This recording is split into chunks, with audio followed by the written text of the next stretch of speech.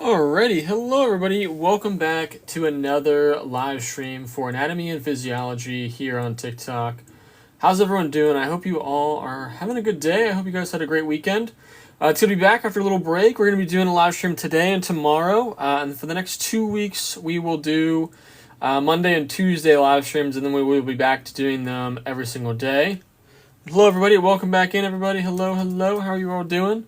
We're doing some HESI and TEAS, Anatomy and Physiology today, just some review questions for Anatomy and Physiology. How's everyone doing? Welcome in. Hello, hello. Hope you all are doing well. Hello, welcome in, everybody.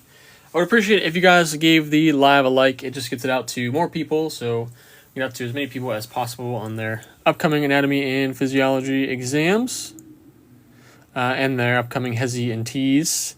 Thanks for liking the live, guys. You guys are awesome. Welcome in. Is anyone getting ready for the IMAT 2025? Awesome. Is anyone else in here getting ready for that?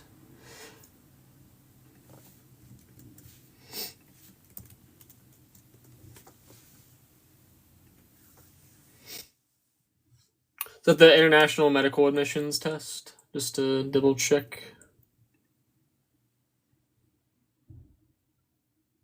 Hello, everybody. Thanks for all the likes on the live. You guys are awesome. We'll get started here in just a moment. You guys are awesome. It's good to see you guys again.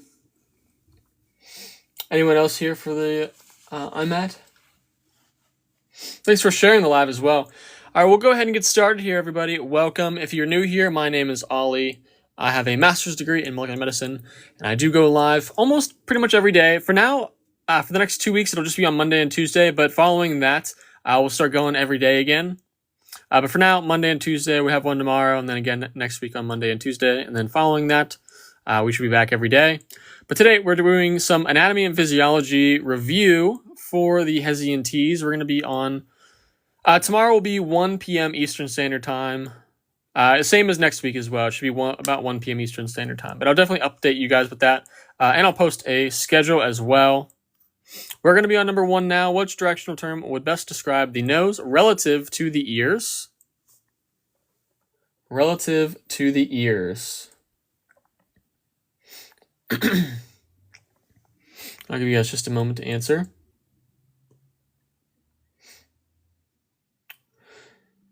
So when we're talking about crush my AMP2, thanks, awesome, congratulations, that's awesome. So when we're looking at 1, the question asks which directional term would best describe the nose relative towards the ears. So if we have our person here and we have our nose and our ears, technically we're talking about what time would it be? The nose relative to the ears. The directional term that would best describe that, let me get my green, would be C. It would be anterior. And that is because so lateral means away from the midline. So the ears are lateral to the nose, not the other way around. Posterior, that would be incorrect. That means behind the ears are behind the nose. The nose is not behind the ears. Anterior, C, which is the correct answer. Anterior means in front of. The nose is in front or anterior to the ears, and inferior. The nose is not always below the ears. Number 2, what plane divides the body into, again, unequal right and left sections? So pay attention to the unequal versus equal.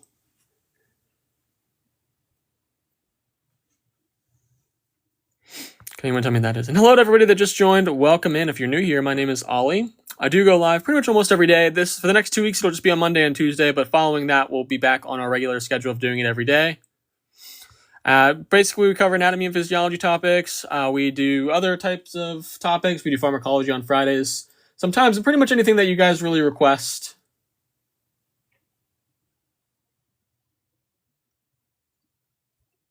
Perfect. The answer is B. It is parasagittal. Parasagittal is unequal right in halves. Mid-sagittal would be equal right and left halves. The way that I always think about sagittal is it sounds like saddle. If you were to hop on a horse, it splits your body into right and left halves. But again, parasagittal is an unequal. division of the right and left sections. Mid-sagittal, middle, so middle, equal. All right. Number 3, the diaphragm is located between which two cavities? I'm taking it over the summer. Is it a faster paced course over the summer, Adam? But if you are taking it over the summer, I definitely recommend preparing ahead of time if it is. Like just going over some medical terminology, just some basic functions and structures of each system. I'm thinking about making like a little, like kind of anatomy and physiology prep study guide where it's just some like basic overview of the whole class. So if people were interested in that, definitely let me know. But yeah, I wasn't sure if that was something people would be interested in. Number 3, the answer is B. It is the thoracic and the abdominal. So the diaphragm physically separates the thoracic cavity above the abdominal cavity. Number 4, which system directly regulates blood pH by removing carbon dioxide? Which system directly regulates blood pH by removing carbon dioxide? Make a prep study guide. Awesome. Yeah, I can definitely do that.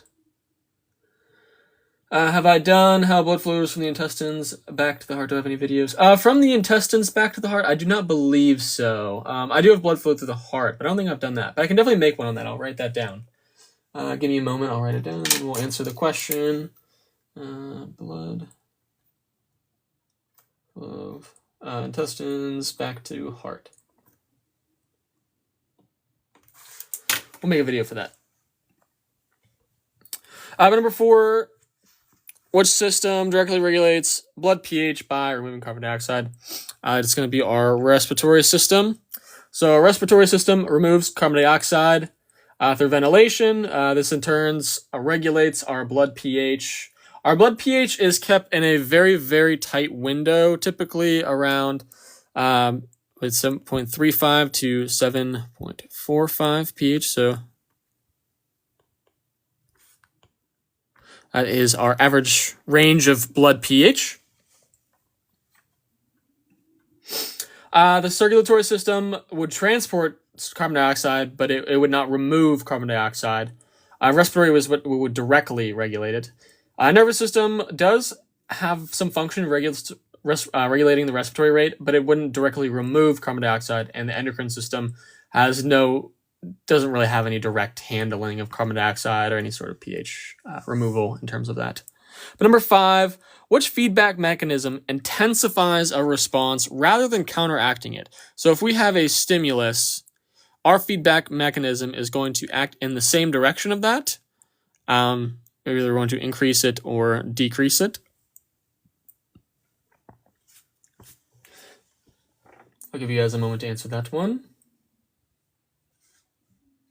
My doctor, no. I do have my master's degree in molecular medicine. I'm actually working on my PhD application, so I would like to get my doctorate. But I've been in a tutor for anatomy and physiology for about 5 years now. There's your RMA twice. I need help, please. Yeah, I have my email in my bio. Definitely send me an email on what you would need help with, and I can see if I can give you some help. The answer would be C, though. It would be a positive feedback mechanism. Negative feedback acts in the opposite direction. That's what majority of our mechanisms in our body are. So it would reverse a deviation from a set point. Feedback would amplify or intensify change. Think about labor contractions during birth. Your body produces oxytocin to increase labor contractions. So we are increasing something to increase another stimulus or activity. Number 6, which of the following is an example of passive transport in a cell?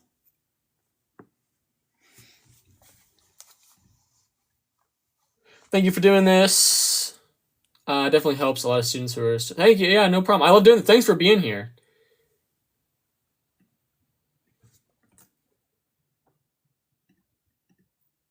Can I explain negative feedback and negative pressure in super simple terms? So negative feedback, think of, it's like just a thermostat. So if I personally think that a temperature is perfect at 68 degrees, but if it gets too cold, you turn this number up and then we get it back. And then if it gets too hot, you turn it down and get it back. And we try to get to this set range where we like it. So if it gets too hot, the AC turns on to cool it down. If it gets too cold, the heater turns on to warm it up.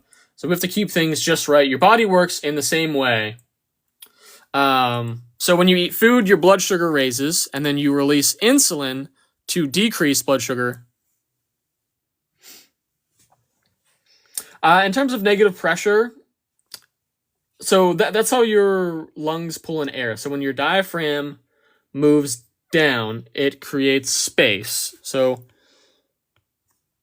our diaphragm, let's move this out of the way. So when your diaphragm moves down, you increase the volume that air can go in. So that lowers the pressure in your lungs because air moves from high to low pressure. So your chest gets bigger, the pressure drops, air gets sucked in, and vice versa. So when your diaphragm moves up, we are decreasing the volume, pushing air out. Does that help? Whoever asked that question? Morgan, hopefully that helped.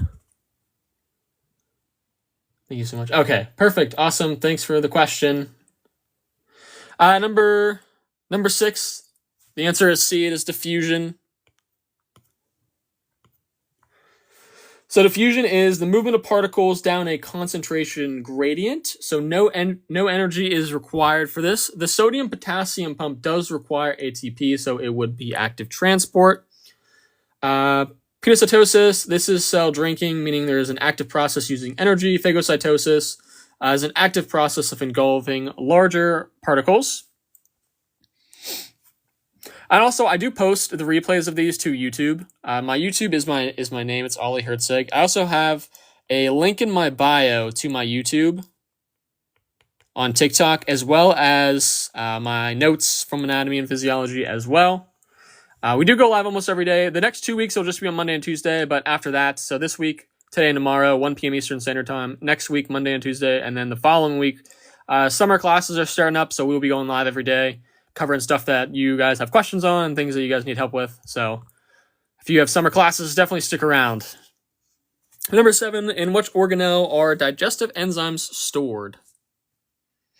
Where are digestive enzymes stored?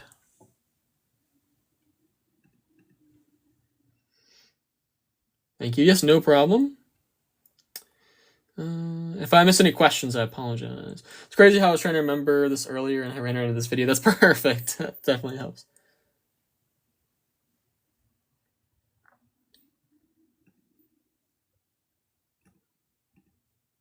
Alrighty. So for number 7, the answer is D. It is lysosomes. So lysosomes contain hydrolytic enzymes that break down waste materials and cellular debris. The Golgi apparatus is responsible for modifying and sorting and packaging proteins. It doesn't store digestive enzymes. The mitochondria is going to produce ATP. It's not really involved in digestion in a certain way. It's mostly by providing energy in form of ATP. Ribosomes is a site of protein synthesis, not digestion. But lysosomes break down material and they digest cellular debris, and they contain enzymes to do so. Number 8, which connective tissue has the porous blood supply? Which connective tissue has the porous blood supply? And again, if you miss anything or you're doing late or can't stay for the whole time, I do post these to YouTube directly afterwards as well. It's linked in my TikTok bio. It's just my name, Ollie Hertzeg.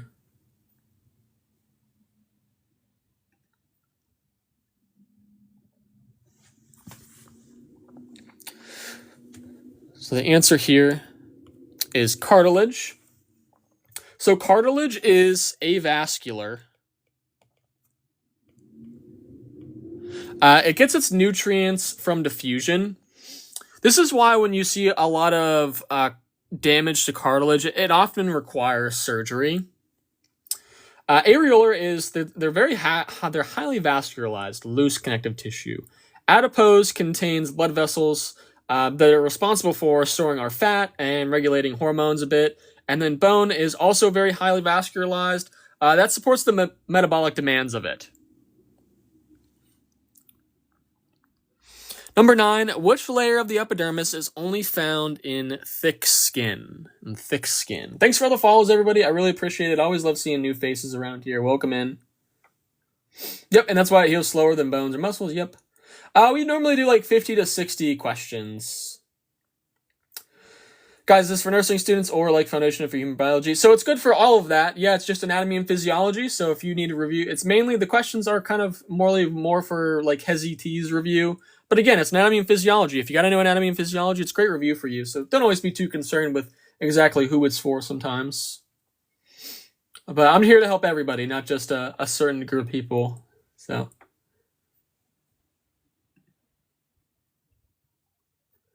the answer is C. It is the stratum lucidum. So it's only found in thick skin being like the palms of our hands or the soles of our feet. So a good mnemonic here to remember this is come, let's get sunburned. So we have the corneum, the lucidum, the granulosum, the spinosum, and the basal layer.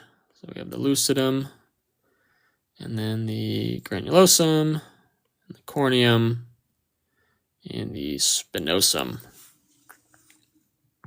Yep, this is also good for the T's as well. Yes, absolutely.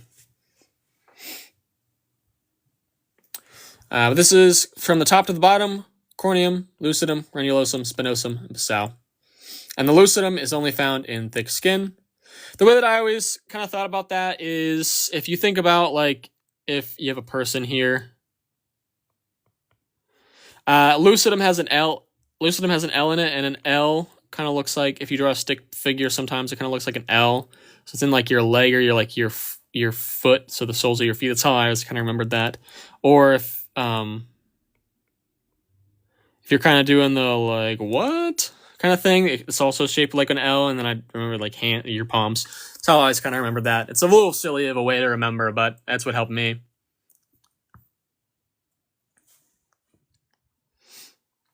Number 10. So these are free on YouTube. I gotta put you on my For You page. Someone asked something about the MCAT. These are good review for the HESI.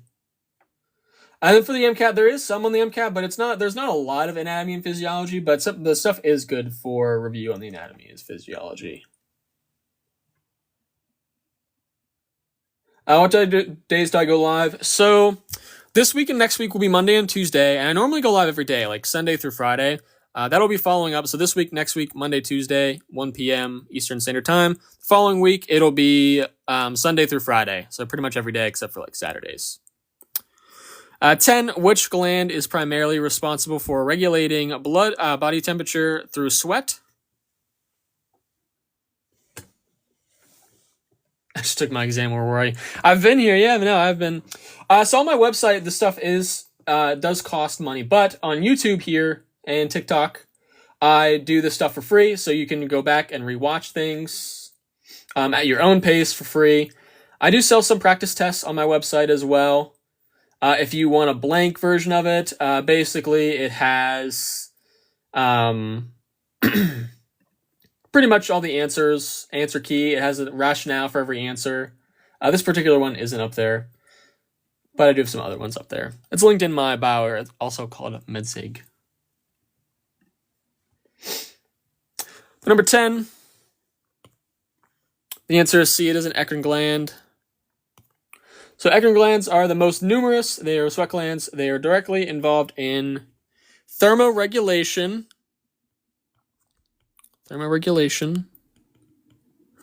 Sebaceous glands, think of sebum or oil. So these are going to produce sebum or oil. Apocrine gland those are found in the axillary and groin regions. These are more so emotional sweating, like your armpits or in your gooch area, if that makes sense. But these are mostly active after puberty. These are like your puberty glands. Seminiferous glands produce earwax. These are earwax.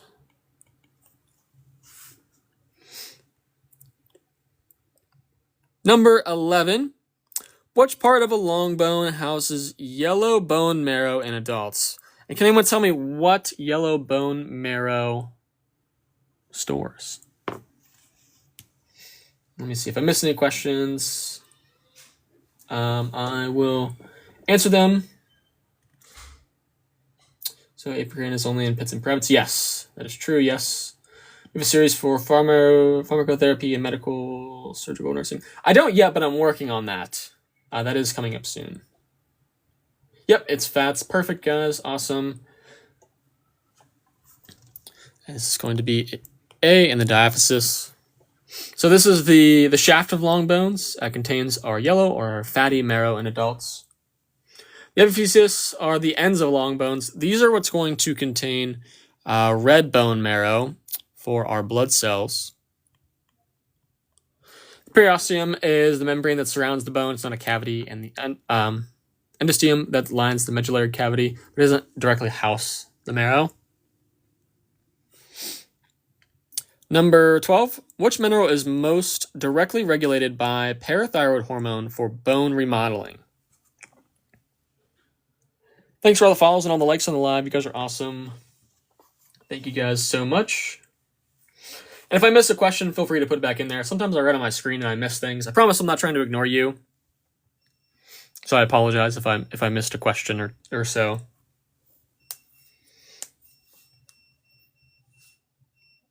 Perfect. It is calcium.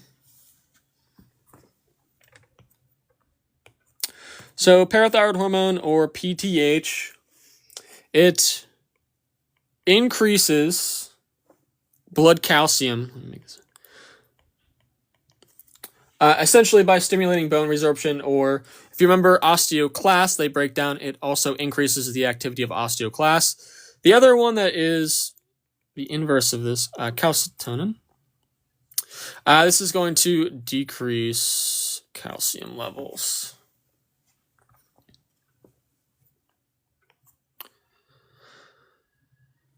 Yes, I got that right. Hold on.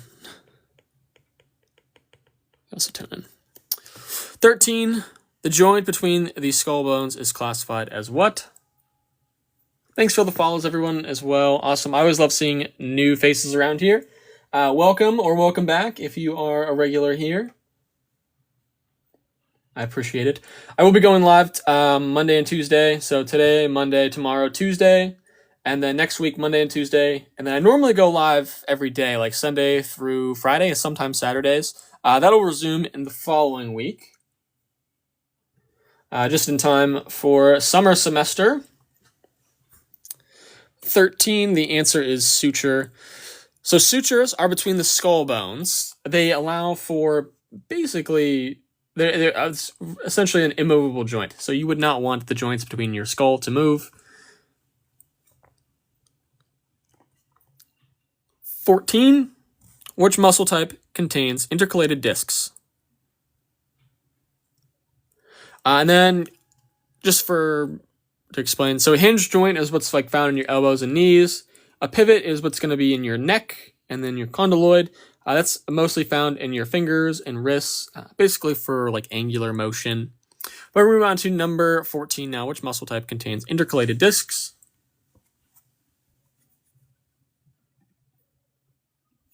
What time do I go live? I'm going live at 1 p.m. Eastern Standard Time for now, so that'll be tomorrow. And it should be next week, but if that changes, I will let you know.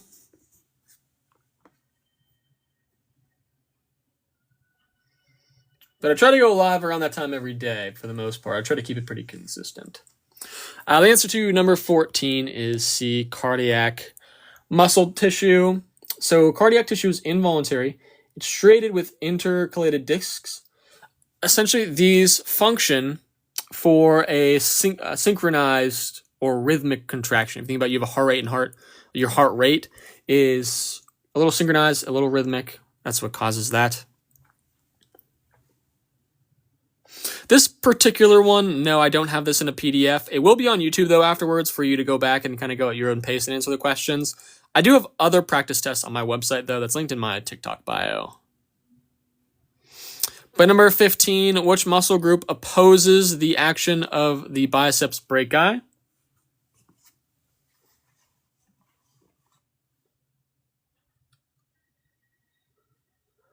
Which muscle group opposes the action of the biceps brachii?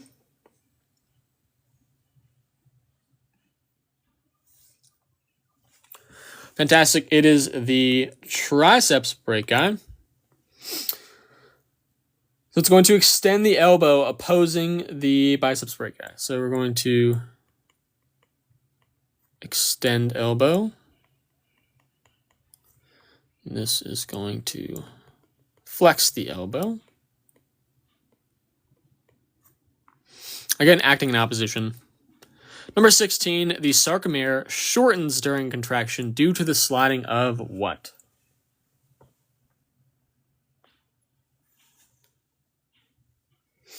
Number 16, the sarcomere shortens during contraction due to the sliding of what?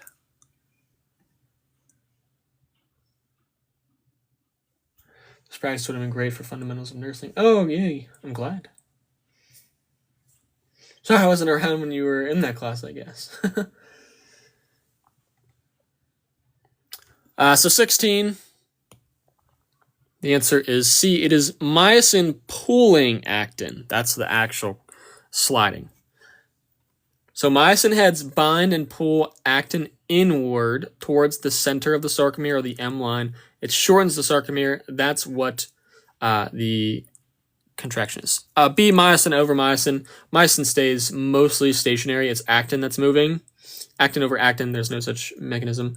Troponin binding calcium, that allows for contraction by uncovering the binding sites on actin. So actin has active sites, and tropomyosin covers it.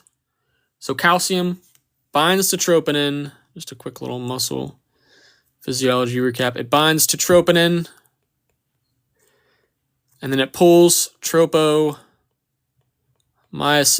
off of the actin active sites.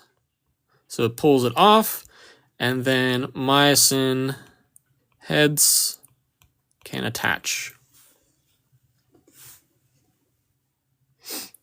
So myosin pulling actin, again, towards the middle, center of the sarcomere, M line. That is what contraction is. The act of myosin pulling the actin. Number 17, which neurotransmitter is released at the neuromuscular junction? Thanks for all the follows, everybody. I appreciate it. Always love seeing new faces. I appreciate you guys being here and for participating, for following, and for liking the live. You guys are awesome. Again, this gets posted to YouTube afterwards as well for you to go back at your own pace. It's linked in my TikTok bio as well as all my notes. So I wish I saw your account before my finals last week. Oh my gosh, I'm sorry I didn't come up. Blame the TikTok algorithm. Can I go over proximal distal for a better understanding of future? Yeah, we can definitely do that. I did some questions at the beginning on that. But I'm going to post a video here shortly, again, on like kind of the proximal versus distal, like anterior, posterior stuff. Things like that.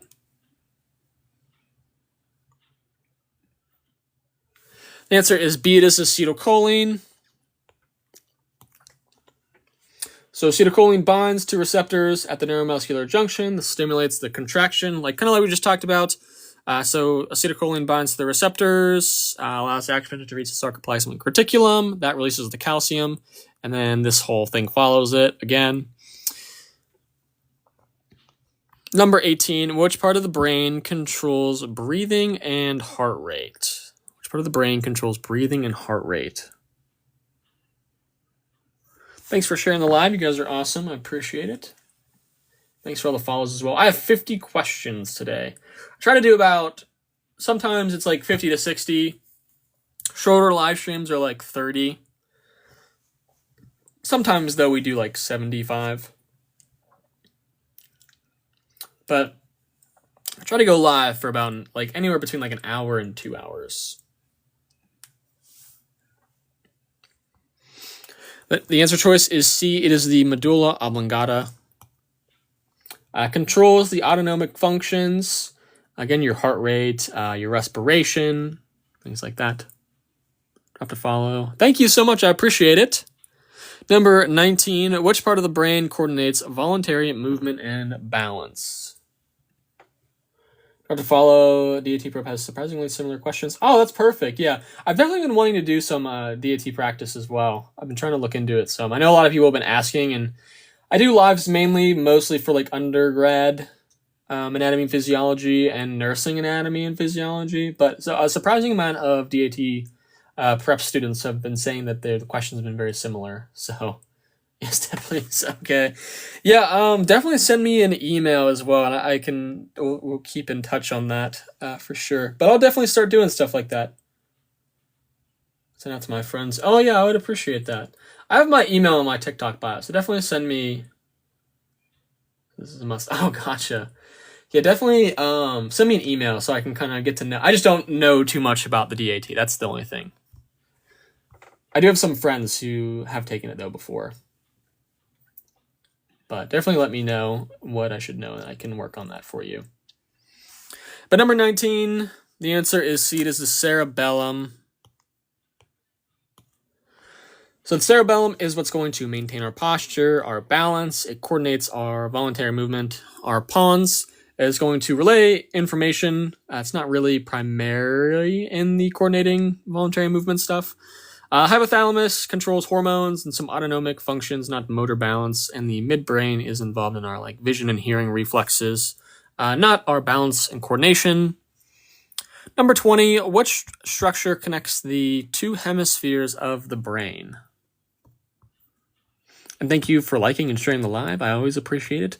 Always like to help as many people as much as possible on their either upcoming A&P exams. I guess this is great for the DAT, so definitely will be looking into that to try to tailor some questions towards them as well.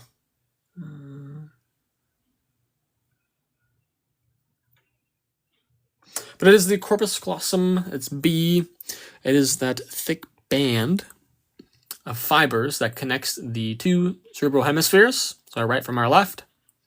The cerebral cortex is our outer layer. It does not connect hemispheres. The basal ganglia are involved in motor control. And the pituitary gland is an endocrine gland that is not involved in the hemisphere communication. It is our master gland, which we will learn in extreme detail in the endocrine system for sure. Number 21, which type of neuron carries impulses to the CNS? To the CNS.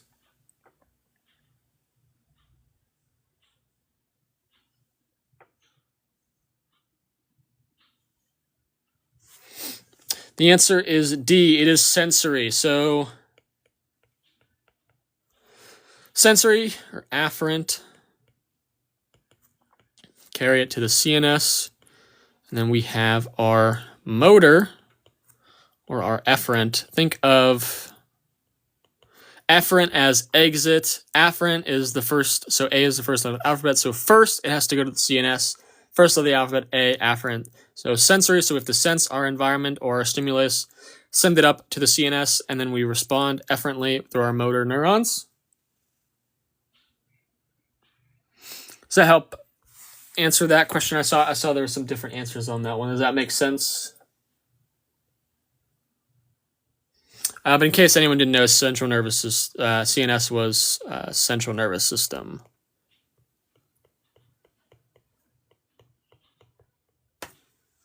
Yes, sir. Perfect.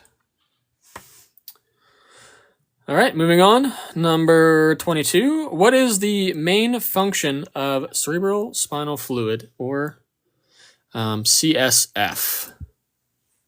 Starting ABSN programming this week. Such a good refresher. Awesome. Thanks for letting me know. I appreciate that. I'm glad it's helping.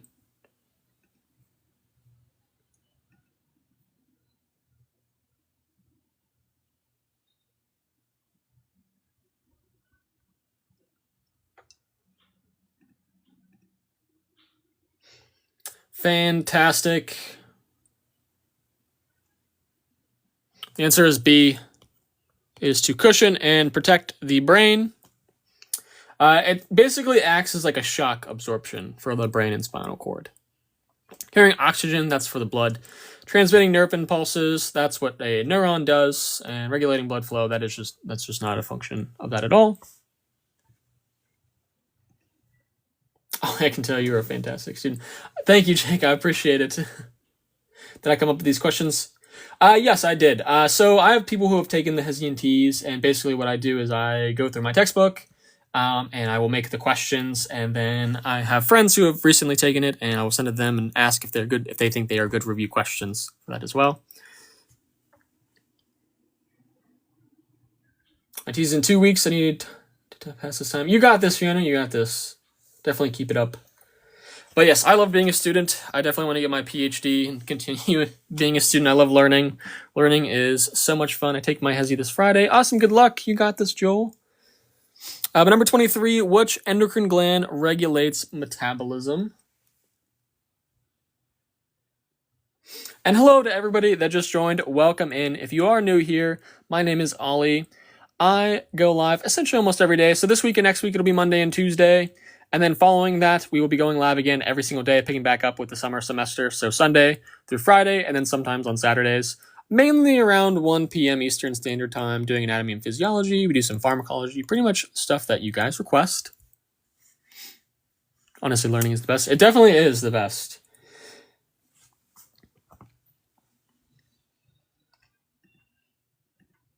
I did my bachelor's in kinesiology and biomedical sciences, and then I did my master's in molecular medicine. I did mostly cancer research and biomarker research. Number 23, it is the thyroid gland. So it produces T4 and T3, which is going to regulate our basal metabolic rate. Pituitary is our master gland. It regulates other glands. So the pituitary would regulate the thyroid gland. The adrenal produces stress hormones, cortisol, and epinephrine, and the pancreas is for mostly regulating blood sugar. Found this picking mine on Thursday. So I go live. So this week and next week, I went to William & Mary, the College of William & Mary.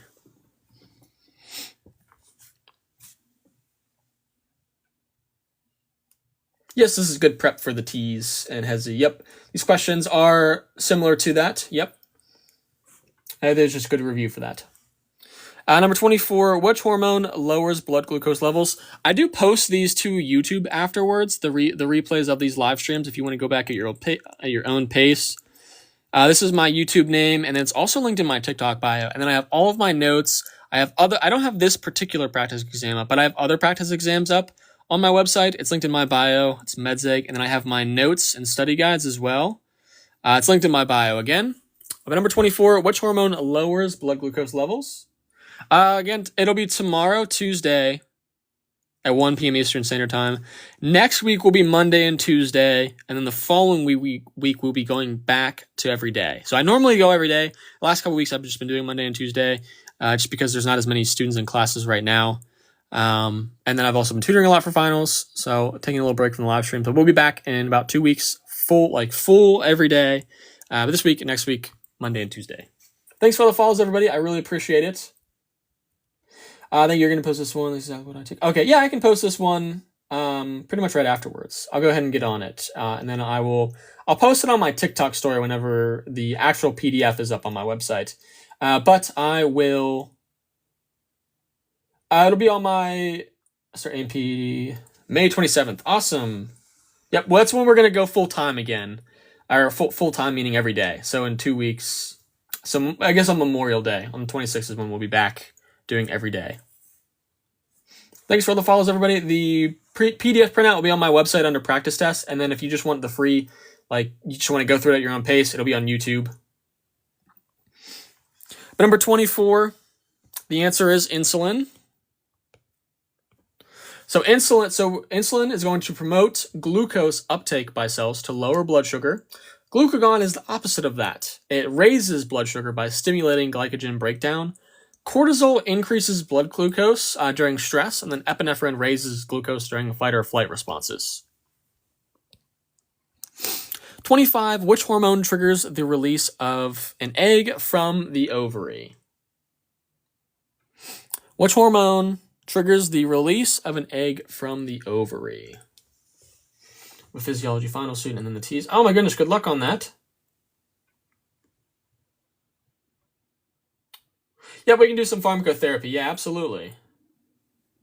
We don't really do pharmacology every Friday when I go, so we'll be back to doing pharmacology every single Friday. So I do Pharm Fridays. So we'll do those on Fridays. And then I will upload this as well. Yep, there will be a sale. Yep.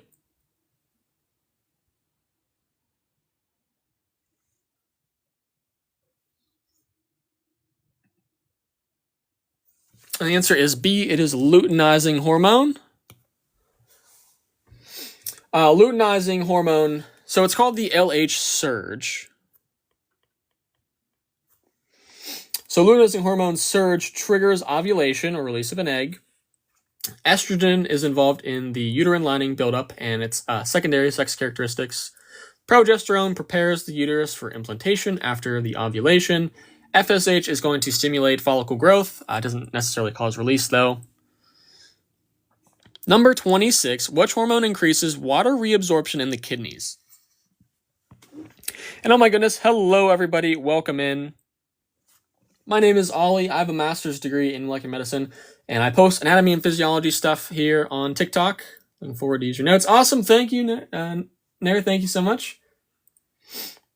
I do post these to YouTube directly afterwards as well. I do go live. So this week and next week, it'll be Monday and Tuesday. But starting on May 26th, we'll be back to every single day, Sunday through Friday, sometimes on Saturdays. So May 26th, we'll be back to like every day. But this week and next week, Monday and Tuesday.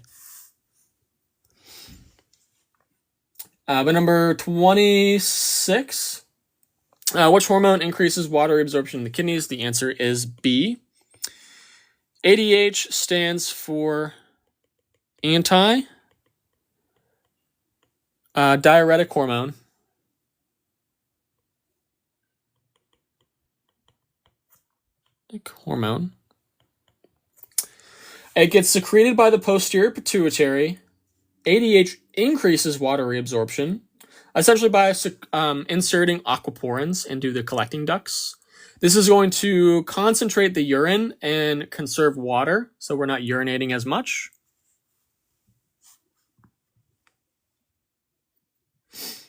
Aldosterone A, that regulates sodium reabsorption. Water is regulated, but it's indirectly. But its main effect is on the sodium retention. Renin is what's going to initiate the RAAS pathway to increase blood pressure, but it would not directly affect water reabsorption. Cortisol is a stress hormone, very minimal impact on direct water reabsorption. There is some, but it's very indirect. But 27, what type of blood vessel allows for gas exchange? I'm sorry, excuse me, not gas exchange, but what type of blood vessel allows for exchange of nutrients and gases?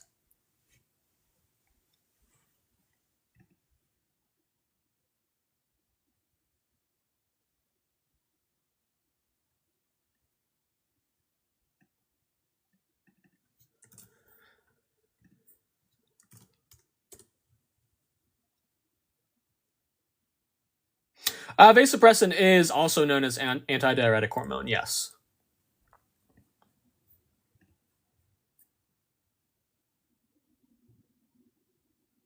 Yep, we'll do AMP2 tomorrow. So AMP2 will be a little bit tomorrow.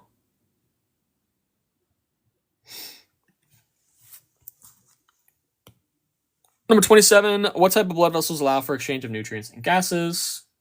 The answer is C, it is capillaries. Capillaries are the microscopic. They're really one cell thick vessels. So oxygen, nutrients, and waste products will diffuse between the blood and the tissues here. Arteries are going to transport blood away from the heart under higher pressure.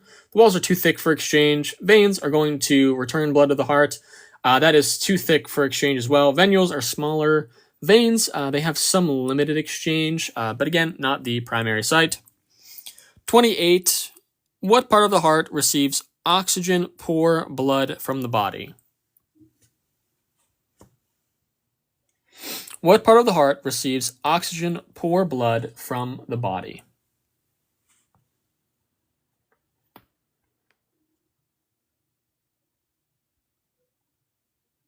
Tomorrow will be 1 p.m. Eastern Standard Time. And we'll do pretty heavily in-depth of AMP2 material. This was kind of a little bit of both AMP1 and AMP2, kind of a mix of both. The answer is B. It is the right atrium via the superior inferior vena cava. So for blood flow, the best way, just my tip on how to study it, what I do is I draw the 4 chambers, so our right atria, our right ventricle, our left atria, and our left ventricle, and I kind of draw my crappy art. That's like the apex.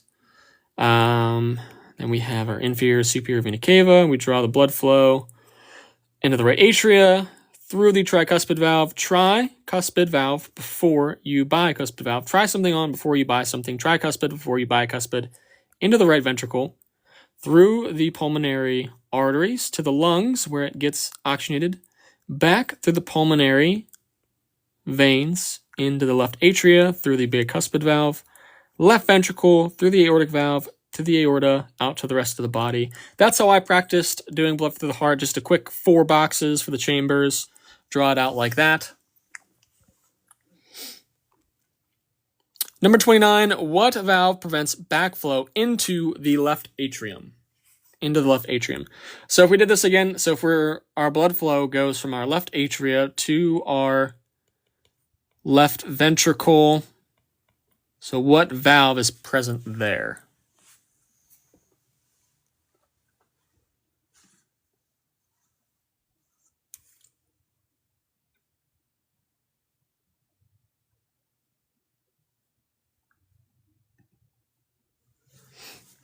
Perfect. It is the mitral or the bicuspid valve.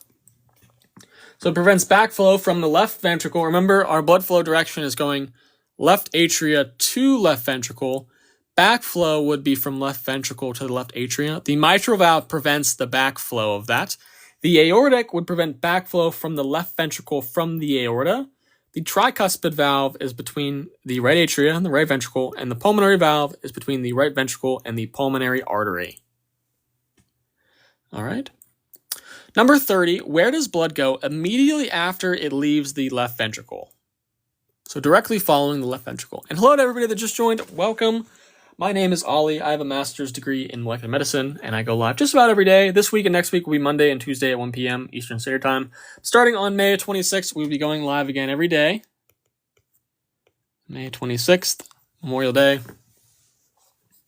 And I upload all of these videos to YouTube afterwards as well. It's linked in my bio. It's just my name. It's Ollie Herzig. And then I also have all of my practice tests and notes and study guides from when I was in anatomy and physiology on my website as well. The answer here is C. It is the aorta.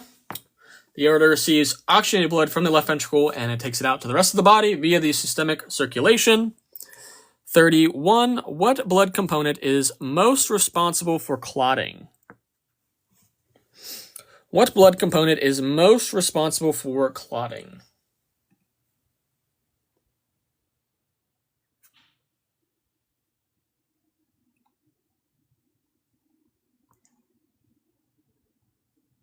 Thanks for all the follows and the likes on the live. You guys are awesome. Thanks for being here. You guys are awesome. I appreciate you guys participating.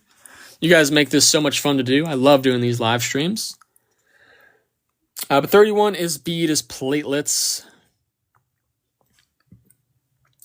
Are thrombocytes. Essentially, these are cell fragments that initiate blood clotting. They form plugs and release clotting factors. White blood cells are for immune function. Plasma carries clotting proteins, but they are not our main factor for initiating that clot. Red blood cells transport oxygen. Number 32, which organ is the main site of red blood cell destruction? Destruction. Key on the destruction part. Hello, everybody. Welcome in. So glad to see you guys. Welcome. My name is Ollie. I post anatomy and physiology content. And I do some practice questions on stuff that you guys want some help with. Hello, everybody. Welcome. Thanks for all the follows, everybody. This is more so practice for the HESI and TEAS. But again, if you need some any review for anatomy and physiology, this is perfect for you as well. We're on number 32 now, which asks, which organ is the main site of red blood cell destruction? The answer is spleen. So the spleen filters old or damaged red blood cells. It breaks them down and it recycles.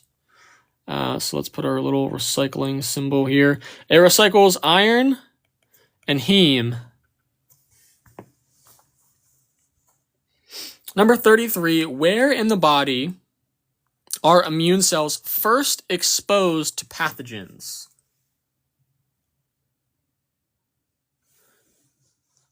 I'm using GoodNotes. I use GoodNotes.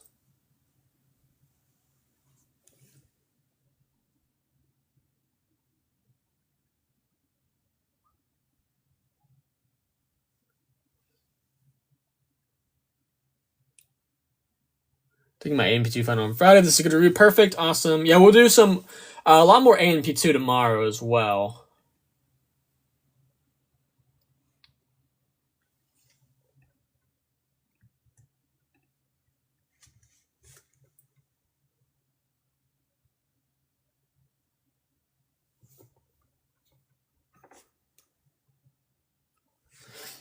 So, hear me out on this one. The answer is B, so lymph nodes. So where in the body are immune cells first exposed to pathogens are at the lymph nodes. They filter lymph and they're the primary sites for immune to cell pathogen like interaction. The skin is a barrier. It's our first line of defense, yes, but it is not an immune processing center. So skin plus our mucus. These are our first lines of defense. So yes, they are the first defense, but we're talking about where are our immune cells first exposed to pathogens. It's at lymph nodes.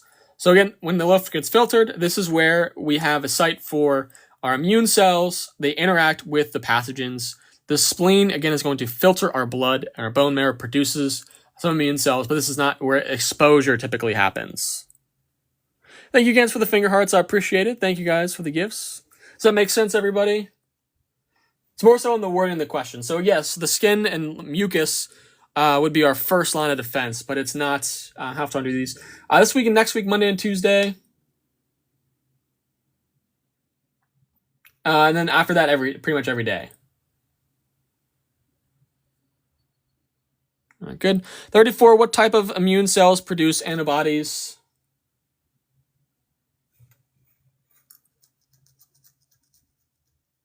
1 p.m. Eastern Standard Time for the live streams. Yes, I'll be on tomorrow. So this week, Monday and Tuesday, 1 p.m. Eastern Standard Time.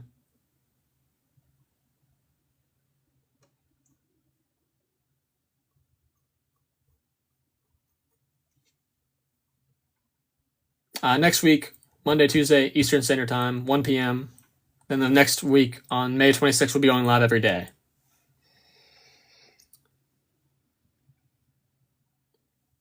34. What type of immune cell produces antibodies? The answer is C. It's B cells. So when activated, they differentiate into plasma cells that secrete antibodies. What do you think an antibody has a B in it? B cell. T cells coordinate the immune responses, but they don't make antibodies. Natural killer cells. They kill virus-infected or tumor cells, and then macrophages are going to engulf pathogens, but they do not produce antibodies. 35, what structure prevents food from entering the respiratory tract?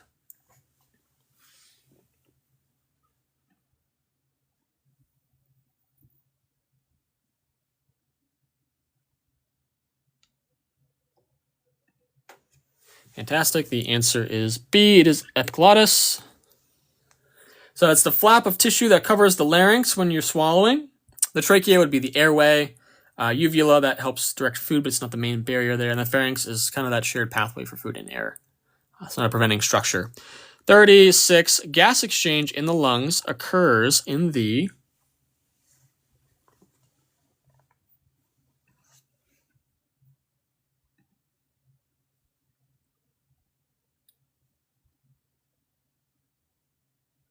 perfect. C is the alveoli. 37, which respiratory muscle contracts during inhalation? And let's say what primarily. So this is the primary one. So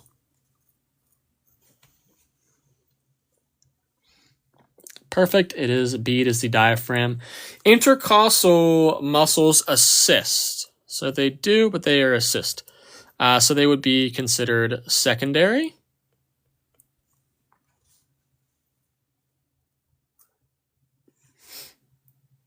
So this will be on YouTube afterwards. It's linked in my TikTok bio, or it's my name. It's Ollie Herzig, if you want to go back over it. 38, which organ detoxifies chemicals and metabolizes drugs? The best way to study is mainly active recall. So I always thought explaining it out loud and trying to teach it out loud. If you can explain something without looking at a reference, you definitely understand the material. I always made my notes as sort of like a checklist. And then as I would explain it out loud, I would kind of mark off that checklist. When it comes to what things are, flashcards, where things are, labeling, a bunch of different study techniques for anatomy and physiology is definitely what you want to use. But 38 is C, liver. I have a bunch of videos on my profile on how to study as well. Definitely go check those out. So the liver is going to contain enzymes that metabolize toxins and drugs. The kidneys filter the blood, but they don't metabolize drugs. Pancreas produces enzymes and hormones, but is not involved in detox. Gallbladder is going to store bile. 39, where does most nutrient absorption occur? Where does most nutrient absorption occur?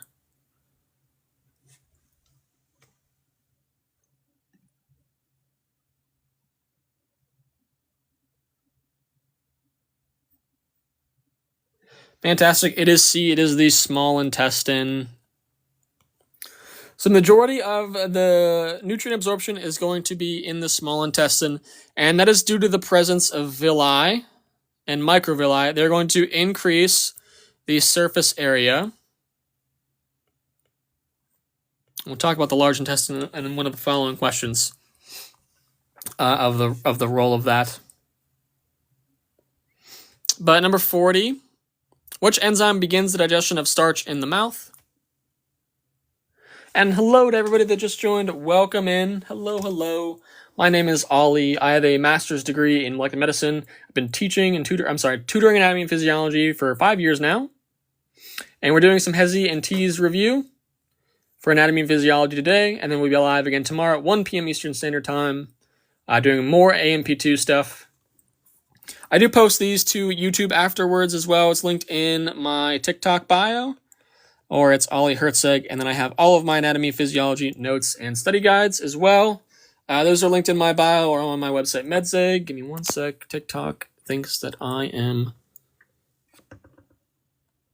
not active for some reason. Oh my goodness. I hate doing this verification thing. It's so dumb. There we go. Perfect. Sorry about that, guys. Number 40, which enzyme begins digestion of starch in the mouth? It is amylase. So in particular, because it's in the mouth, this is salivary amylase. And then we also have pancreatic amylase, which gets released obviously by the pancreas into the small intestine.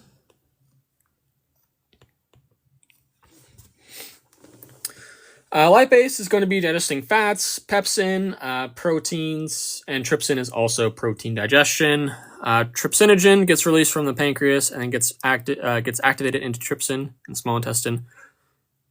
41, what is the main role of the large intestine? What is the main role of the large intestine?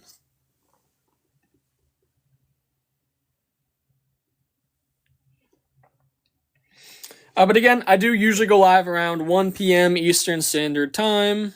I will be posting a schedule as well.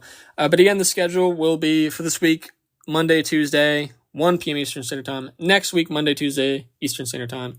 May 26th, we will begin to go live every single day, Sunday through Friday. I normally go live every day, but lately, because a lot of people they're finishing up finals and everyone's on a little bit of a break right now, I'm also taking a break from the live streams. But we'll be picking back up again every day, May 26th, for the summer semester. But number 41, the answer is C. It is absorb water. It is to absorb water. That's the main function. This is what's going to form our solid feces.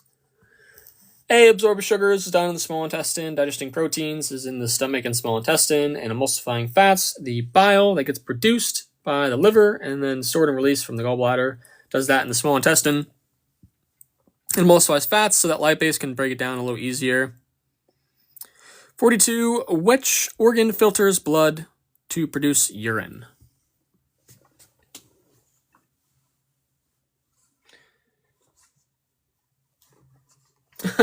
How do I get a notification for these lives? I'm always missing it, and I have to watch the replay.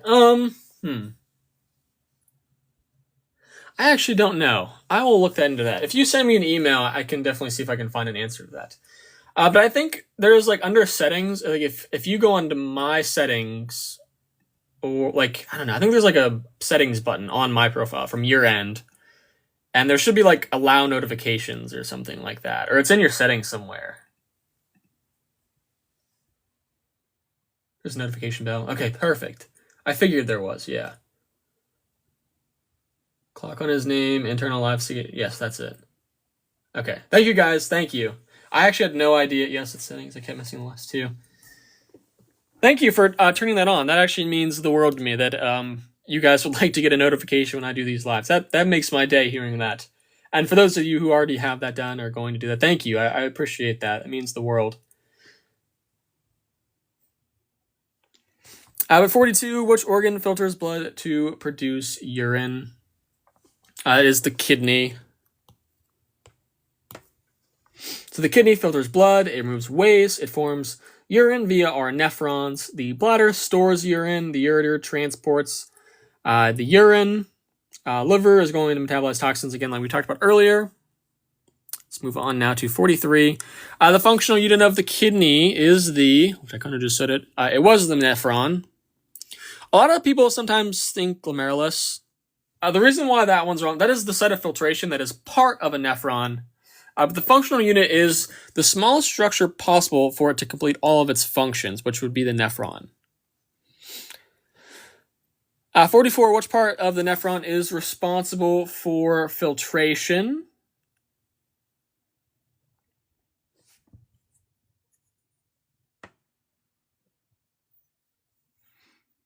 It's what encloses the glomerulus, if that helps answer that question.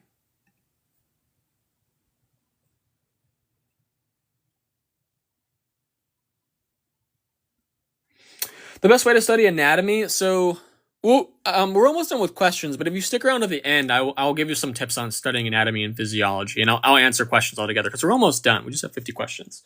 So stick around, and we'll answer some of those questions. Because I have a long-winded explanation, so but I figure we'll hit it all at once. But the answer is B. It is Bowman's capsule. This was what is going to enclose the glomerulus. It filters our plasma from our blood. The proximal tubule is going to reabsorb nutrients. The collecting duct is for the final urine concentration, and the distal tubule is going to reabsorb iron and water under hormonal control. 45, which structure stores urine before it is expelled? And hello to everybody that just joined. Welcome. Thank you guys so much for joining and being here. If you're new here, welcome. If you're returning, welcome back. But my name is Ollie. I do go live just about every day. This week and next week, just Monday and Tuesday. But starting May 26th, we'll be going live every day, starting for the summer semester.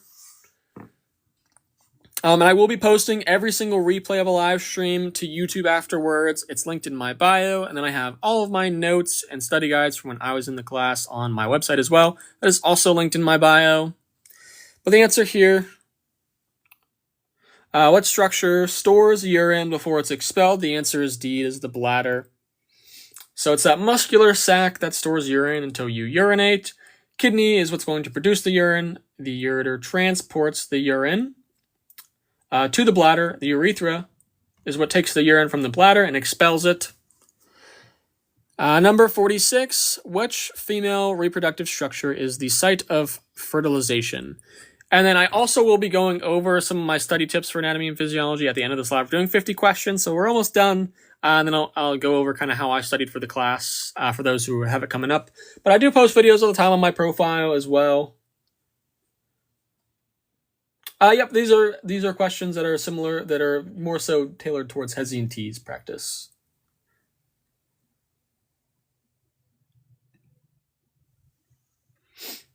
But number 46, the answer is D, it is the fallopian tube.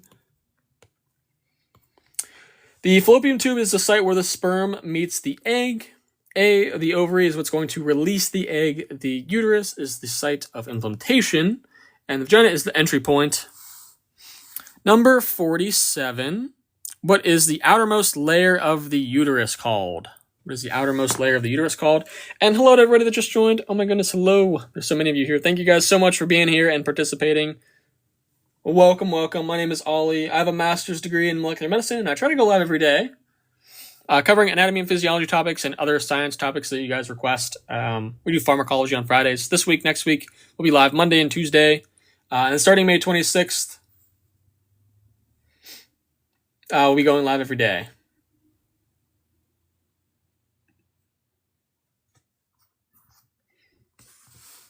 But number 47, the answer is the perimetrium. The perimetrium. So that is the outer serous membrane layer. The endometrium, endo means lower below, so this is our inner layer. The myometrium is the muscular middle layer. And the epimetrium, epi means above, but this is not a term in uterine histology. 48. Which male gland produces a fluid that helps nourish sperm? Which male gland produces a fluid that helps nourish sperm? And these practice tests that I normally do, these are just good review for your classes. If you guys want, I will be posting some harder practice tests on my website for those who want some more in-depth questions. But for now, these are just good review for HESI and TEAS. Just here for your guys' review. I will be posting these to YouTube afterwards as well.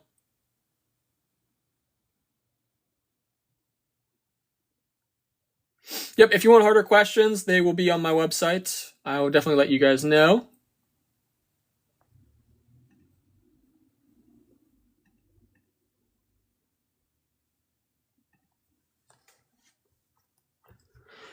The answer is B. It is the prostate gland. The prostate gland secretes an alkaline fluid that protects the sperm in the vaginal canal. Answer choice A. The bulbourethral gland produces the pre-ejaculate for lubrication. The pituitary gland is for hormonal control. This is not part of semen production. And D, the pineal gland produces melatonin. Last two questions here, and then we'll talk about anatomy and physiology and study techniques and whatnot. But 49, which hormone primarily stimulates milk production? So just a quick thing here. We have milk production, and then we also have milk ejection. And there's two hormones that do both. There's one hormone for production and one hormone for ejection. We'll talk about that in just a moment.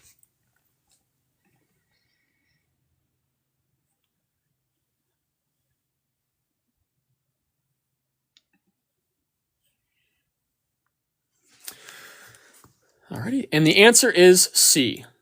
So prolactin is secreted by the anterior pituitary. This is going to promote milk production or milk synthesis. Oxytocin is going to be for ejection, but not production. So prolactin produces it, oxytocin ejects it.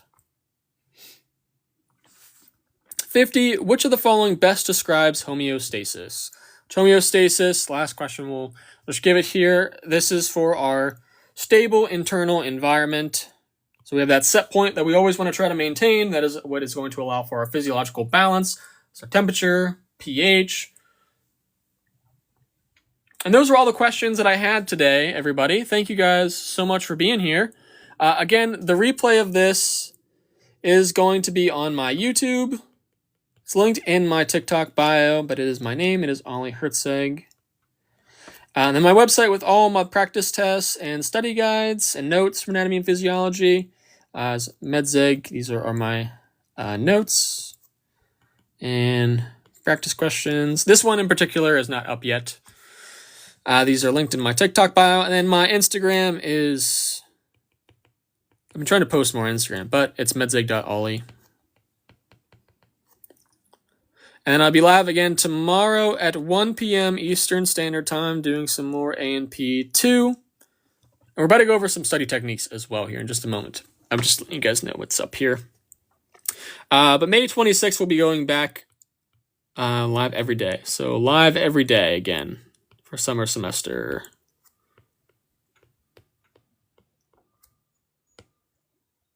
Perfect. Alrighty.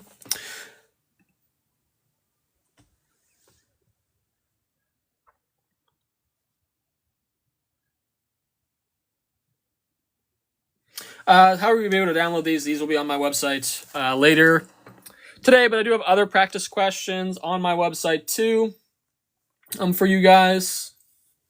And then were there any just quick questions? And then we'll get into some study stuff. Any quick questions? If I miss any questions, I apologize. Sometimes I write on my screen and I miss a question. So if you have a question, just feel free to repeat it. What study techniques for the HESI? So the biggest one is the HESI basically wants you to master some content in terms of like anatomy and physiology and science and biology and chemistry. There's math and reading and vocabulary. The best thing to do is practice those tests. I'm actually working on a HESI and TEAS anatomy and physiology study guide. Hopefully that's going to be done by the end of the month. But active recall, you want to test yourself often. That's what these quizzes are for. That's what these live streams are for. Test yourself. Avoid just rereading and highlighting stuff. And when you learn something, try to teach it to somebody else. Use mnemonics, things like that. Practice your mouth daily. When it comes to the math, know your conversions. Know your rates. Your ratios. Basic algebra, really.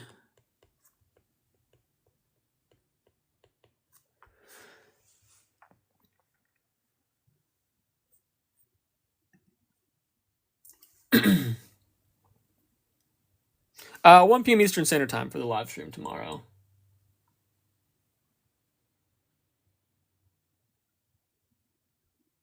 And thanks for all the follows, everybody. Thanks for joining us today as well. But basically, how you study for anatomy and physiology and how I studied for anatomy and physiology. Anatomy and physiology are two completely separate topics in a way, but you need one for the other one. So anatomy is the structures of things, like the structures of your body. So when it comes to what things are, I always made flashcards. And where things were, I always practiced labeling. And physiology is the study of processes. So this is how something works. I always explained things out loud. So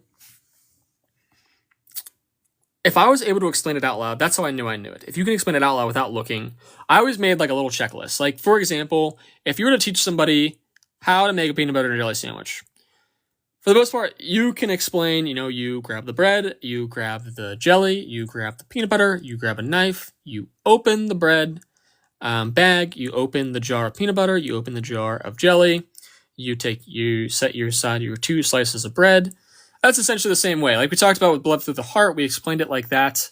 I always made sort of like a little checklist. So if we had let's just say our bread, jelly, and PB. If I was explaining it out loud, like we grab our bread. All right, I remember this explained. We have to grab our bread. Then we have to grab our jelly. Okay, I remember to explain that part. And then grabbing our peanut butter, I remember that. That's kind of how I practiced explaining things out loud. I had a great study partner. I definitely recommend getting one of those. If you can't, that's okay. I also use a stuffed animal, my shark stuffed animal.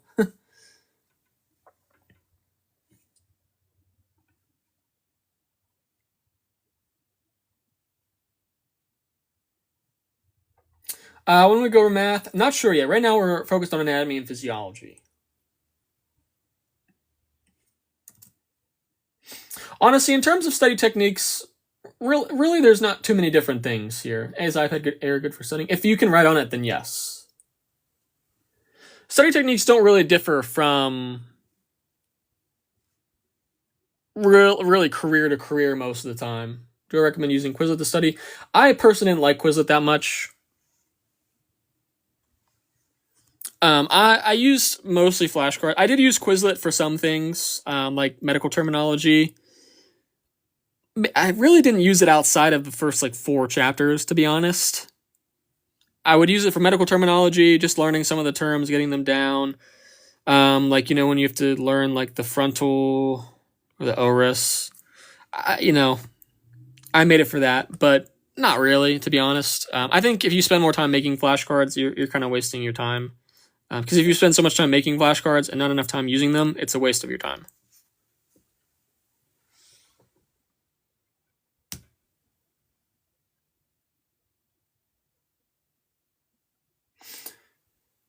Give me one sec. My comments are being really weird. I saw some questions. I promise I'm not ignoring. How do I remember receptors? Mostly by grouping them together first. So in terms of, are you talking about like alpha 1, alpha 2, beta 1, beta 2? Basically like separate them first. So you have your sympathetic and your parasympathetic. So sympathetic would be your ageneric, and then the parasympathetic is the cholinergic. And then kind of go through that way. I definitely used flashcards for those, like beta like 1 receptors, like in their location. Like on the back, I had like what they did, like they would increase the heart rate, they would increase the contractility, or drawing out charts. Sometimes I would draw things out in practice on like a scratch piece of paper. Do I recommend textbooks mainly? So the best thing that I would say for textbooks is your exams come from your PowerPoint slides mostly. So what I would do is I always kind of outline my PowerPoint slides, and I would use the PowerPoint slide to create my outline for the chapter. So everything that's covered, and then whatever's on there is kind of like, that is like your high yield information. And then that's when I would go to the textbook and I would kind of mark down where it was, because that's the explained version of it. Your PowerPoint slide is most likely your professor's dumbed down version of it, but you want to have your dumbed down version of it. So use the PowerPoint slide to direct where you want to go on your textbook, and then use your textbook to write things in your own words. Hopefully, Peachy, did that answer your question? Soppy, I'm glad you're here as well. Thanks for all the follows, everybody. I appreciate it. I found ChatGPT study guide for dummies or whatever I'm trying to learn.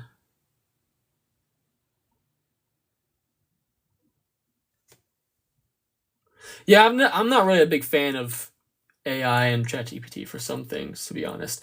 If you're really struggling with something, if you need someone to explain it to you a little easier, then yeah, like it kind of works a little bit for that. But I, use it as more of an assistant, not really necessarily to do notes. If you're using it to make the notes for you, waste your time. It's going to give you a false sense of the Dunning-Kruger effect is what it's called. It's going to give you a false sense of confidence. So I have my recommendations on my website. If you go to my website on my TikTok bio, and then I have a recommendations. I have all the textbooks that I've used recently, at least, and kind of what I recommend. I'll probably put some more on. I'll probably update it. I actually bought some more resources that I've looked through. I tried to study a little bit more. So I have some new ones that I would like to share. Taking anatomy in the fall. Any advice? I would say spend the summer just reviewing some medical terminology. Find some Quizlets online. Just some basic stuff. Just learn. Let me see. Any tips, tricks on? Yeah. So I would always read ahead. Like for example, so about I wouldn't spend too much time doing it, but about 20 to 30 minutes, I would skim the lecture slides, and then I would go to where the lecture slides were based out of in the textbook, and I would read that and just skim through it, just so in class, it's not unfamiliar. You're kind of recognizing the material, and you can focus a little more in class. And any tips for remembering the cranial nerves? The best thing that I have to do there, use the mnemonic. Once one takes the anatomy final, very good. Vacations are here.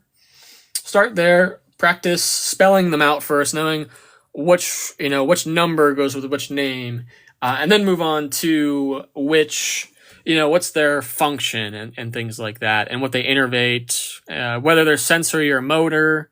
Go from there. So it's kind of like a flow of what you want to learn there as well. Thank you, Ashley, for the...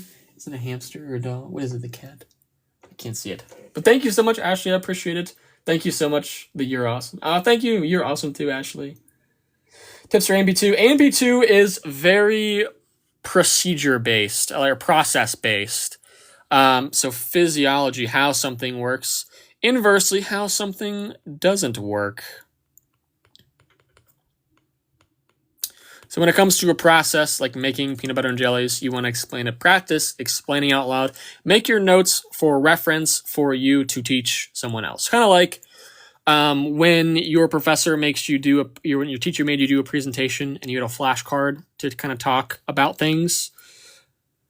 Just as notes, but obviously you couldn't read word for word from your PowerPoint slide. That's essentially what's going on with that. Like kind of make notes in a sense that you can check things off as you're explaining it out loud. Yep, I do tutoring. It's on my website. I actually have some slots opening up.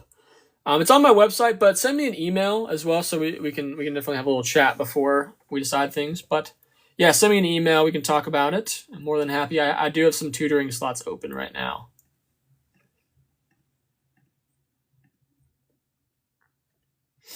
Thanks for all the follows, everybody. I appreciate it. Is this stuff helping answer some questions on it?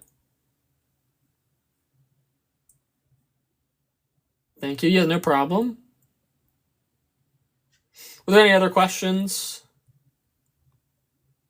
But with anatomy, it comes with consistency. Definitely just study a little bit every day. A little bit before class, a little bit after class. Have maybe like one day where you kind of...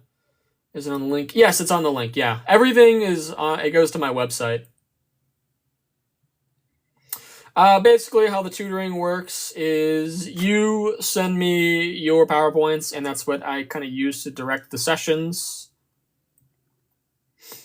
Most of them are pretty similar. Some of them go into detail more and others on certain things, but I've been tutoring nursing students, undergrad, medical students, and for the most part, it's all similar material. The detail is what's different. The level of detail is what's different. The material's the same, but the level of detail is either less or more.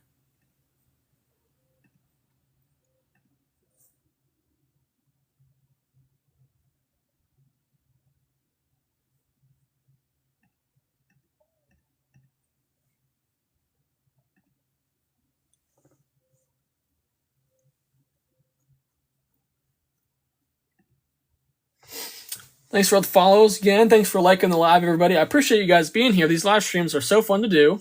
I love doing them.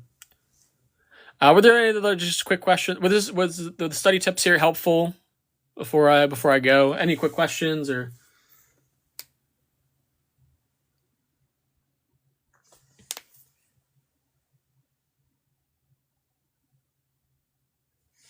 I just got off a little, just got in a little bit ago, but you did say about checking things off. Yeah, so I was explaining in physiology how I studied the process of like how something works. I tried to explain and understand it by explaining it out loud. If I could explain it out loud, like if I could teach it, then I knew that I understood it. And I made my notes in a way that they were kind of like a checklist for explaining things. So if we like, I kind of used my peanut butter and jelly. If I had, I'm just gonna abbreviate B, J, and PB for peanut butter and jelly. If I was like, all right, you grab the bread, you grab the jelly, and you grab the peanut butter. It's like, okay, I remembered that, and I remembered that in my thing. Or if I was like, grab the bread and the jelly, and it's like, all right, I remembered the bread and the jelly, but I forgot the peanut butter. Okay, and I gotta explain it again. And if for whatever the reason I have trouble explaining something, that's kind of where you go in and you can try to make a mnemonic, or you can make a silly, fun little way. Or sometimes this is where like ChatGPT would come into handy of like, I keep forgetting that peanut butter and jelly goes on a peanut butter and jelly sandwich. How can I remember that? And it might give you some way that like, oh, I hadn't thought of that before or something. But don't use AI and ChatGPT for everything. Just use it for like little things to kind of, I always think of it like a little like jump start, you know?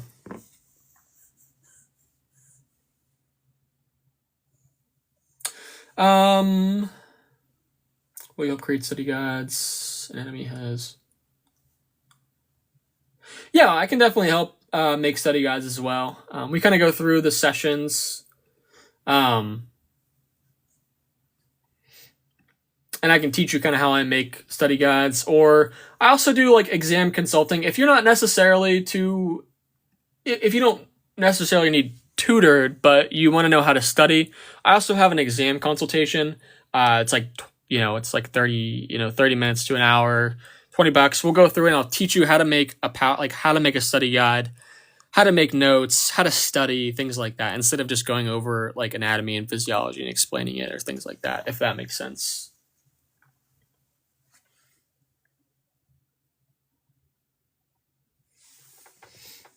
I was talking about the high school course. This is mostly for college, but it would apply for high school. Yeah, I kind of wish I had studied like this in high school, to be honest. I really hadn't perfected my studying until I got to grad school, to be honest. I wish I knew this stuff long ago. I would have saved myself a lot of time back in the day. Keep in mind, yeah. My email's in my bio. If you have any other questions, send me an email. I'm more than happy to answer them for you and stuff. Or if you just have any questions or just want to set up like a quick like 10-minute Zoom like one day, I'm more than happy to do that, for free. Just a little, like if you just have questions or something. But definitely send me an email. Taking physiology in August. Any advice? Yes, definitely practice explaining things out loud, like I was just talking about. Be able to explain things. Yeah, that's how you know if you understand things. My favorite part to learn in anatomy. I really enjoyed the endocrine system. That was probably my favorite. I had so much fun drawing them out. My exam final for anatomy is coming up in 2 weeks. I'm scared. What do you recommend focusing on? I don't know the odds that well. I'm just scared. I'm not sure exactly what to study. My teacher was not the best. And what is it? Anatomy and Physiology 1 or Anatomy and Physiology 2, or is it like a class that has like encompasses like the whole thing? Just so I can. 1. The biggest thing to do is to break down. If it's in 2 weeks, I would say the best thing to do is to take. So each chapter and focus on some of the key terms in there. Start there. What's the overall function of the system? What is the function? And what contributes to the function? How does the function occur? And what causes it to not function? Start there, and that will definitely guide your studying for sure.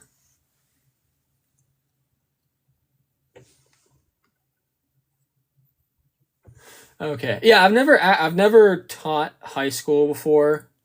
So I'm not sure of the level of detail. I know some high schools don't go into too much detail. I know some do. When it comes to the physiology, again, like practice explaining the function of things, what contributes to that, what would cause it not to work, what would be a result of it not working. Anatomy per se, practice all. So any diagram that has ever shown up on a lecture or from your textbook or any material that your teacher has given you, know it. Just basically cover up the term, put a number by it, and then grab a sheet of paper and go through and label it. Hello, what are you working on? We're just going over just some study tips. I'm going to be ending the live stream here in just a moment. But we did anatomy and physiology review for the HESI and TEAS. We're done with that now. Tomorrow we'll be live again at 1 p.m. Eastern Standard Time. Lymphatic system, immune system. In 3 days. Oh my goodness, yeah. That's crazy. Yeah, the immune system is weird because sometimes it's not in much detail and sometimes it is. In terms of like the cell-mediated immunity, antibody-mediated immunity. Oh my goodness. Sorry about that, Anna. Good luck on your exam, though.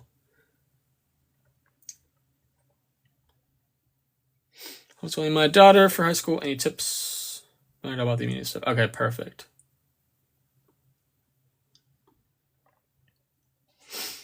What type of... Okay, bye. Thank you so much. Try to help on tomorrow. Awesome, yeah. Email if you... Anna, email me if you have any other questions as well.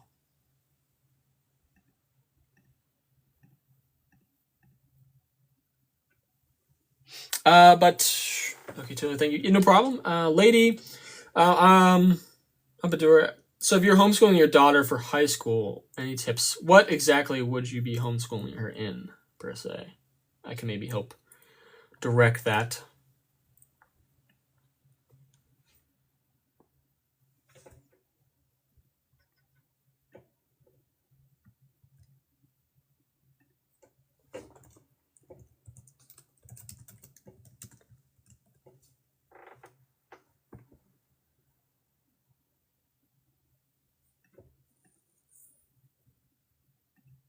And any other questions here before I get going? I'll be back again tomorrow, but any other quick questions, I'm definitely more than happy to answer.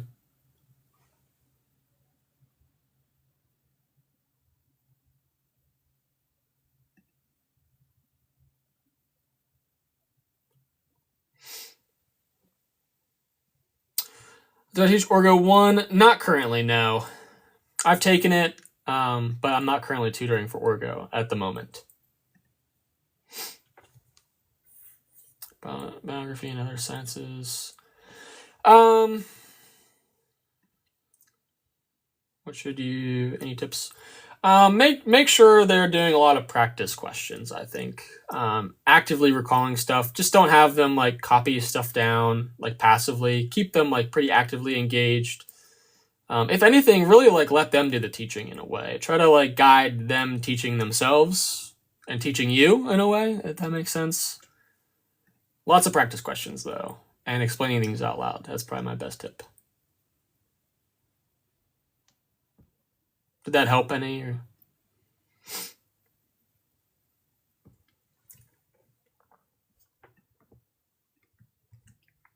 MS anatomy exam tomorrow. Kind of nervous. Any tips to not forget what I studied?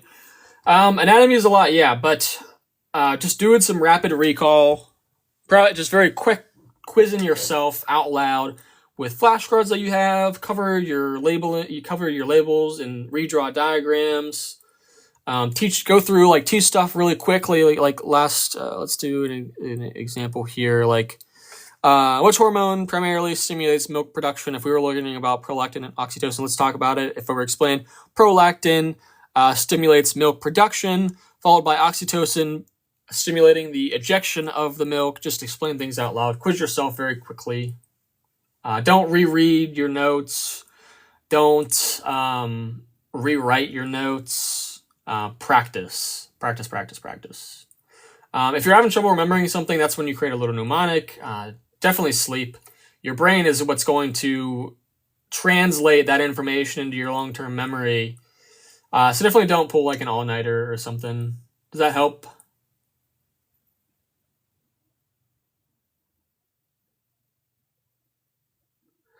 So new here, how does the live stream schedule work? So normally I go live every day, but recently because everyone's on a break right now.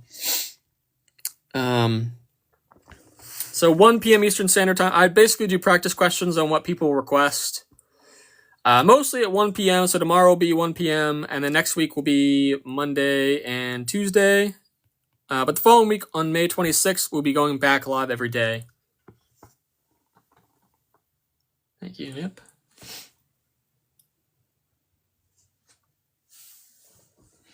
Any other questions here real quick? I'm going to get going. Any other quick questions here real quick? I appreciate everyone liking the live, following, being here. This is great. Yeah, thank you. I appreciate it. That means the world. You guys are awesome. You truly mean the world to me. These live streams are so much fun. I appreciate you guys a lot.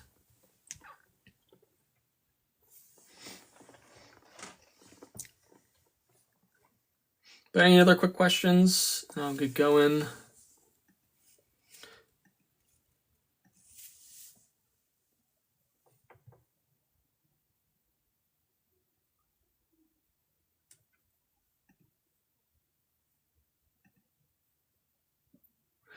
These questions will be on YouTube later today. There's other practice tests on my website. This one is not up yet. I'm going to try to get it up later today.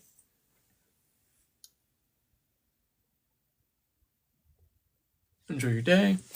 Awesome. I am going to get going now. I do have to get going, but I will see you all tomorrow again at 1 p.m. Eastern Standard Time. Thank you all so much for watching. You guys have a great rest of your day, and I hope to see you either tomorrow or in a future live stream. Thank you guys so much. You guys are so awesome. Again, thank you. Hope to see you again. Have a great rest of your day, everybody.